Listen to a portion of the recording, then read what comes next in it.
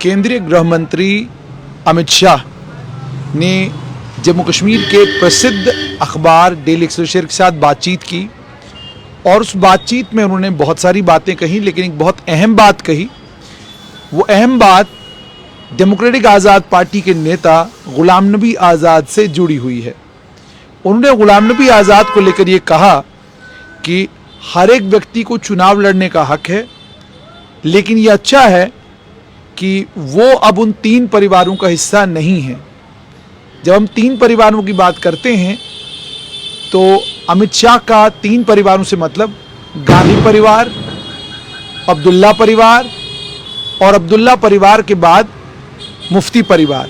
ये वो 3 परिवारों की परिभाषा है, जिस 3 परिवारों की परिभाषा को वो बार बार अपने संबोधन में बारामूला में रिपीट कर रहे थे। वो 3 परिवारों को लेकर ये कह रहे थे कि जिन 3 परिवारों के कारण घाटी में आतंकवाद है, अलगाववाद है, युवाओं ने पत्थर उठाए हाथों में, युवाओं ने घाटी में पत्थर उठाए, युवाओं ने पत्थर मारे, बंदूक उठाई, ये सब कुछ इन 3 परिवारों के कारण हुआ है। तो सब असमंजस में थे कि 3 परिवार कौन है। तो एक परिवार है अब्दुल्ला परिवार और दूसरा परिवार है मुफ्ती परिवार और तीसरा परिवार अमित शाह जिस परिवार की बात कर रहे हैं वो परिवार है गांधी परिवार। लेकिन गुलाम नबी आज़ाद को लेकर जो बात अमित शाह ने अपने इंटरव्यू में कही है, डेली एक्सेलसियर ने उनसे सवाल पूछा कि आप क्या रोल गुलाम नबी आज़ाद का जम्मू कश्मीर में देखते हैं, तो उन्होंने कहा हर एक को चुनाव लड़ने का अधिकार है, लेकिन हमें इस बात की खुशी है कि अब वो उन 3 परिवारों का हिस्सा नहीं है। यानी अमित शाह ने कहा कि हम इस बात से खुश हैं कि गुलाम नबी आज़ाद अब कांग्रेस में नहीं है। इस बात पर कांग्रेस के मीडिया के इंचार्ज जहांजेब सिरवाल ने कहा है कि गुलाम नबी आज़ाद को लेकर पहले रामदास अठावले ने बयान दिया, वो केंद्र में मंत्री हैं, उन्होंने बयान दिया और उनके बयान के बाद अब अमित शाह ने बिल्कुल साफ कर दिया है कि गुलाम नबी आज़ाद किसकी तरफ से जम्मू कश्मीर में खेल रहे हैं। वो जम्मू कश्मीर अगर आए हैं तो जम्मू कश्मीर में आखिरकार वो जिस पार्टी का नेतृत्व कर रहे हैं उस पार्टी को आशीर्वाद किसका है ये अब साफ हो गया है। इस पर जयराम रमेश ने ट्वीट किया और ट्वीट करके जयराम रमेश ने अपनी बात कही।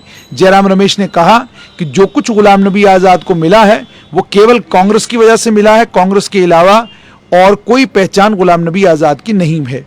इसी पर सलमान निज़ामी ने एक ट्वीट किया और सलमान निज़ामी ने ट्वीट करके क्या कहा वो भी मैं आपको कहूँगा।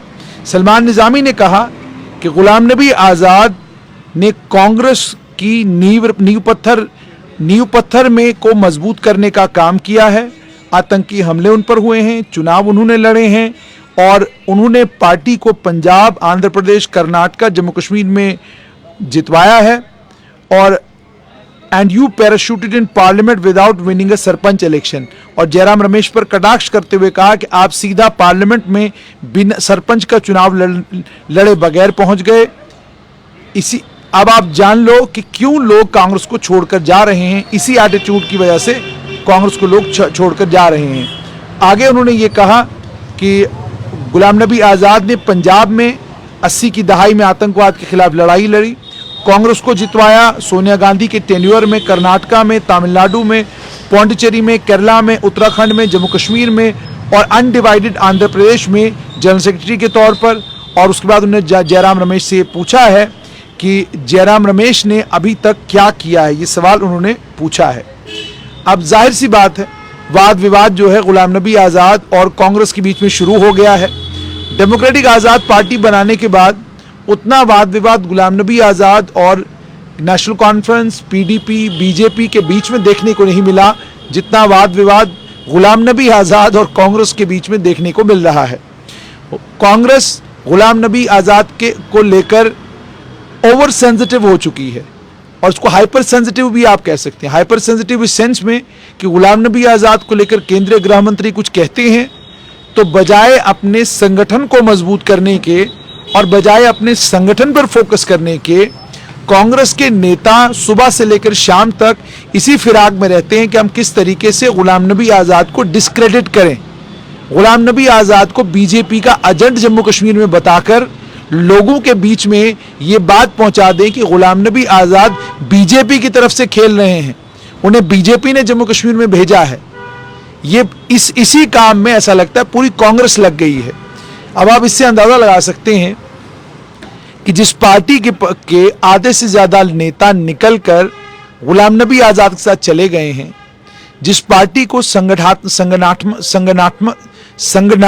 जिस पार्टी को ऑर्गेनाइजेशनल लेवल पर बहुत सारी दिक्कतों का सामना करना पड़ रहा है, जिस पार्टी की ऑर्गेनाइजेशन कमजोर हो चुकी है, जिस पार्टी के कार्यकर्ता भागकर दाएं बाएं वाली पार्टियों में जा रहे हैं, जिस पार्टी के पास आने वाले जम्मू कश्मीर के चुनाव में 90 की 90 सीटों पर लड़ाने के लिए कैंडिडेट्स नहीं हैं, वो पार्टी सुबह से लेकर शाम तक इसी फिराक में रहती है कि गुलाम नबी आज़ाद को लेकर कहीं कोई बयान दे दे और हम फौरन बयान पर कटाक्ष करें। मैंने कहा कि संगठन के तौर पर गुलाम नबी आज़ाद पर लगातार हमले कर रही है कांग्रेस पार्टी। और मैं इसमें एक और इंपॉर्टेंट बात मैं यहां पर आपको बताऊं कि गुलाम नबी आज़ाद की पार्टी की तरफ से शुरुआत में जरूर मोहम्मद अमीन भट्ट और बाकी नेताओं ने गुलाम नबी आज़ाद के ऊपर हमले किए, लेकिन उसके बाद उनकी तरफ से बिल्कुल चुप्पी साधी गई है। और उसके बाद गुलाम नबी आज़ाद के एक ही बार कहने के बाद कि आपको कोई ज़रूरत नहीं है किसी दल के ऊपर, किसी राजनीतिक दल के ऊपर कटाक्ष करने की, किसी को इतिहास याद कराने की या किसी के ऊपर निजी टिप्पणियां करने की कोई ज़रूरत नहीं है। आप अपनी पार्टी को, अपने दल को मजबूत करने का काम करिए। और ऐसा लगता है कि वही बात डेमोक्रेटिक आज़ाद पार्टी के नेताओं ने सुनी है और वो संगठन को मजबूत करने में लग गए हैं। लेकिन कांग्रेस के नेताओं की चिंता न बीजेपी, न नेशनल कॉन्फ्रेंस, न पीडीपी, न जम्मू कश्मीर का युवा, न जम्मू कश्मीर में जो लोग परेशान हैं वो, ना ही जम्मू कश्मीर में जो बाकी दिक्कतें और परेशानियां लोगों की हैं, उनमें से कोई भी चीज कांग्रेस के लिए प्रायोरिटी नहीं है। कांग्रेस के लिए केवल मात्र प्रायोरिटी ये है कि गुलाम नबी आज़ाद क्या बयान देंगे और हमने गुलाम नबी आज़ाद के बयान पर क्या कटाक्ष करना है, हमने किस तरीके से गुलाम नबी आज़ाद को लेकर लगातार बयान देते रहना है। और कोशिश ये कि गुलाम नबी, जैसे मैंने आपको कहा कि डिस्क्रेडिट करने की कोशिश है, लोगों के बीच में गुलाम नबी आज़ाद की छवि खराब करने की कोशिश है। जैसे मैंने आपको कहा कि अब जैसे अमित शाह ने बयान दिया, वो भारतीय जनता पार्टी की तरफ से हैं, वो भारतीय जनता पार्टी के नेता हैं, केंद्रीय गृह मंत्री हैं, और उसके बाद उनको चाणक्य कहा जाता है राजनीति का। वो चाहेंगे कि गुलाम नबी आज़ाद जम्मू कश्मीर में कामयाब हो। उनकी पूरी कोशिश ये रहेगी कि गुलाम नबी आज़ाद जम्मू कश्मीर में हो तो सही, लेकिन उनके संगठन को उससे कोई नुकसान ना पहुंचे। इसी तरीके से कोई और दल भी गुलाम नबी आज़ाद को कोई स्पेस नहीं देगा, उनको अपना स्पेस बनाना है, स्पेस क्रिएट करना है। लेकिन गुलाम नबी आज़ाद को लेकर एक बात तो है कि पहले तो कश्मीर में ये बात चली कि जी गुलाम नबी आज़ाद आए हैं, इनके लिए प्रधानमंत्री की आंखों में आंसू थे और वो सब चीज़ें, और उन चीज़ों को लेकर भी लोगों के बीच में ये बातें चल पड़ी कि गुलाम नबी आज़ाद जो है वो बीजेपी की तरफ से जम्मू कश्मीर में आए हैं। फिर भारतीय जनता पार्टी के नेताओं को गुलाम नबी आज़ाद के ऊपर कटाक्ष करने से रुकना और बयान देने से बचना, उससे भी लोग असमंजस का शिकार हुए। और अब जिस तरीके से केंद्रीय गृह मंत्री उनको लेकर कहते हैं कि वो 3 परिवारों का हिस्सा नहीं है, वो 3 परिवार छोड़ गए, हम उससे खुश हैं, तो ये सारी वो चीजें हैं जिनके कारण गुलाम नबी आज़ाद को लेकर कांग्रेस और बाकी अन्य दल ये कह रहे हैं कि ये बीजेपी की डी टीम है, ये अन्य दल कह रहे हैं। लेकिन गुलाम नबी आज़ाद ने अपने पार्टी के कार्यकर्ताओं को बांट दिया 6 जोन्स में और उन्हें कहा कि आप अपना काम करिए, आपको कांग्रेस को जवाब देने का या अन्य किसी दल को जवाब देने की जरूरत नहीं है, आप जम्मू कश्मीर में बैठकर चुनाव की तैयारी कीजिए। अमित शाह ने जम्मू कश्मीर में आकर माहौल चुनावी कर दिया है।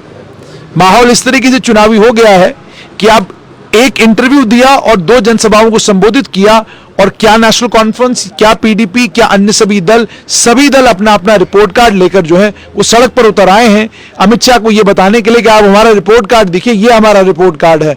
तो इसका मतलब ये होगा कि जम्मू कश्मीर में लोकतांत्रिक राजनीति की, माफ कीजिएगा, जम्मू कश्मीर में चुनावी राजनीति की शुरुआत हो चुकी है। अब सिर्फ चुनावों का बिगुल बचना बाकी है।